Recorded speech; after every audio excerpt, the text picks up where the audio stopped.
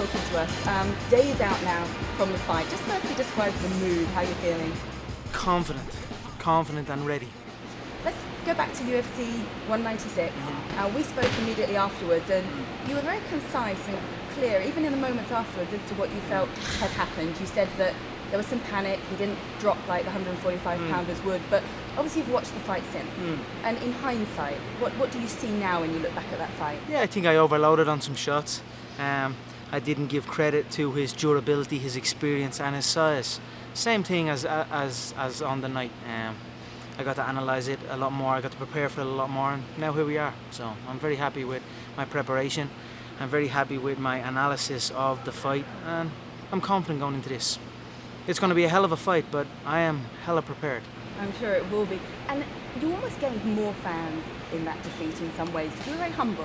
You know, a lot of people still are smack talking and making excuses. You were very humble. What's the response of the fans been like to you since that last? Look, the game we are in, nobody gets out alive. Nobody gets out unscathed. Everyone tastes it sometimes. So the fans have been no different to me. Very engaging. You know, if you show up to fight, if you lay it all on the line, if you take risk, the fans will respond to that. There's many people who don't take the chances I take, or don't take the fights I take, and they don't get the response that I get. So it's been good. It's been positive. What did you learn about yourself? I learned the sun rose the next day. You know what I mean? I learned that I love this business, and I had some things outside of this business that maybe took up too much of my time. For instance, I was scheduled to go straight into a Hollywood movie role right after that fight. So I had to ring the next day to the director because I didn't want to, because he came out to the house that I was in prior to 196, and I met with his people. I was like, shook hands.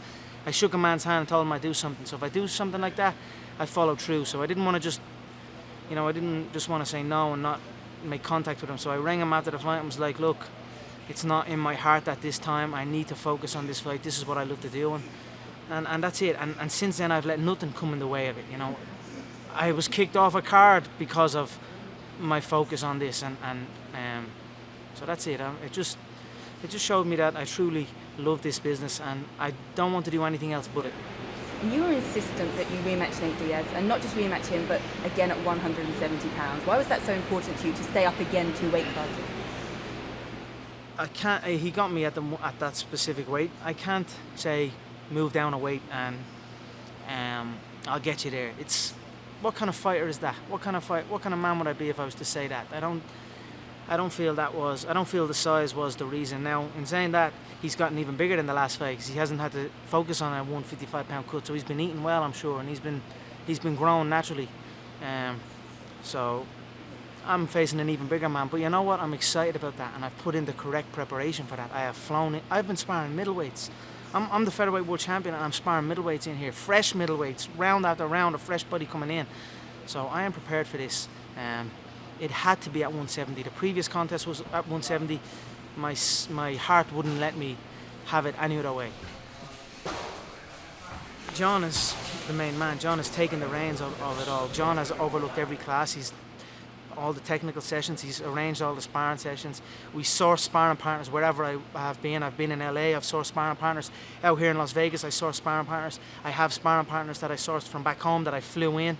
I have a doctor out here with me as well who's been managing the cardiovascular training. He's a cyclist, a former cyclist. Who else we got? Ido has come in just recently. He just loosening out stage, sharpen the blade, keep me light on my toes. If something is sore, we'll work to keep everything together. That's Ido's role. I think one thing that an error I made was so close to the fight was on the gymnastic rings, that I was hooked on them for a while, and I was swinging out of them on fight week for the last camp.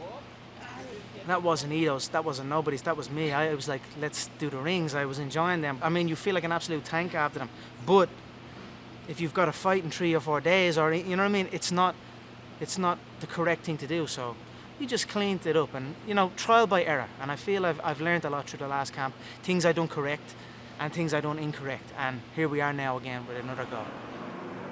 When you were at UFC 200, that was meant to be your fight, and obviously the way things unfolded and the main event and the co-main event, you were there, you were very animated as Jose Aldo fought Frankie Edgar. That's my division. What were you thinking? That's my division. It's my That's the division that I rule. These two men had been talking in previous. Frankie and his whole team had been talking over and over again. And I was like, right, I'm here now. Let me see what the this has got. Let me see what he has here for all this talk, all his coaching staff talking all out our ass, saying, let's see what the boy has. And then I see Aldo as well, and I was like, right, I was ready to fight there as well. So I'm just watching two guys fight for a belt that's mine. So that was it. And then Frankie fought very poorly. He's just too small in there for Aldo even alone, let alone me. It would not be good for him. And then the guy I KO'd, the guy I had such a history with, the guy that I travelled the world with, the guy that pulled out on me last minute also, won the interim title. So that's what I felt. You call this the real UFC 200. You're fighting Nate Diaz. You're adamant that he won't pull out. What makes you feel different about Nate compared to the other fighters? You've trained specifically for Nate this time. I just know the boy fights. The boy can fight. He'll show up and fight. I can't say the same for a lot of people. There's not a lot of.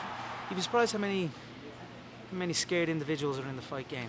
So I feel he shows up, and I'm happy about that. It's nice for a change. I've never had it in my whole career. Look back my whole career, everyone pulls out. I've been dealing with it my whole career. So it's a nice welcome change to sign on the dotted line against a man and know he's going to show up. And you've made your usual prediction, and this time you've said a round 2 knockout. I think your coach John said he was thinking round 4, a win to you in round 4. What makes you think it's round 2? From the shots that I landed in the first round, from the shots that I landed at the beginning of the second round, I won't fade in there in the second round. I'll continue that pace. I don't think, if you stretch out the first 2 minutes of the second round into 4 minutes, he's unconscious. But again, I will be prepared for 5 rounds. I will anticipate 5 rounds every day. He will be there for 5 rounds, but it will take 2 rounds.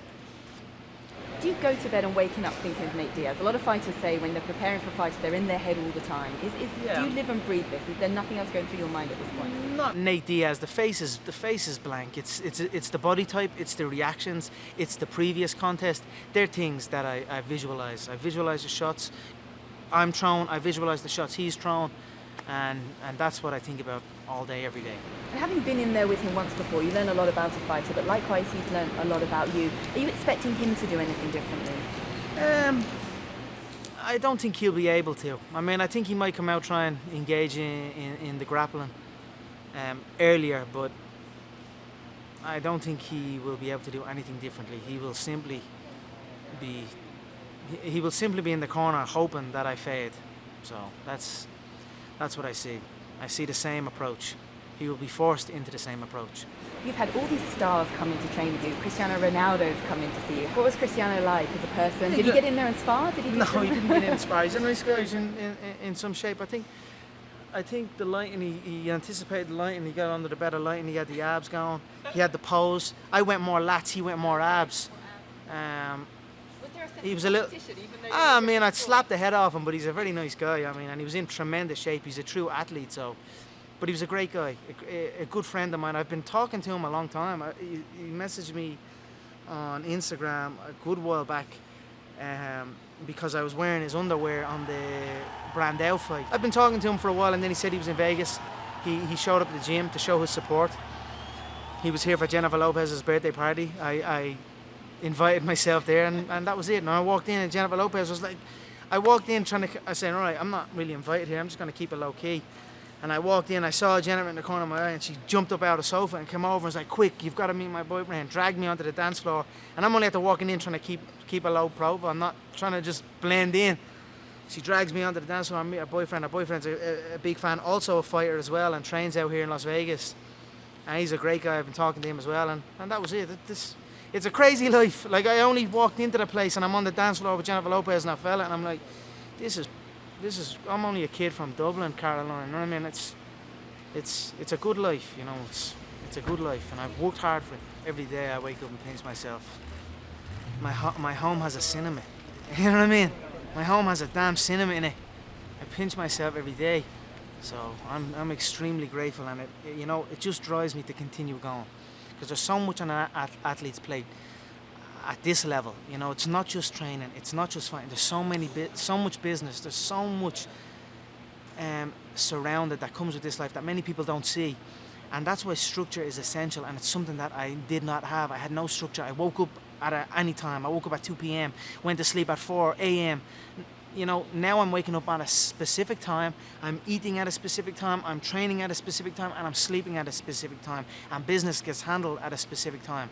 Structure has been brought into my life since this, and I truly feel if I look at all successful people, truly successful people, people in the billions, not the millions, the billionaires, they have structure in their life. That is how you attain that. So for me, structure is the key to the billions, and I have found structure and I'm keeping it. I know you don't like to look too far ahead. This is your fight coming up August 20th, but if and when you win this fight, what is next for you? Is it go back to 145 pounds? Do you still want to be that two-weight division? Yeah, 100%. I do have my business to attend to.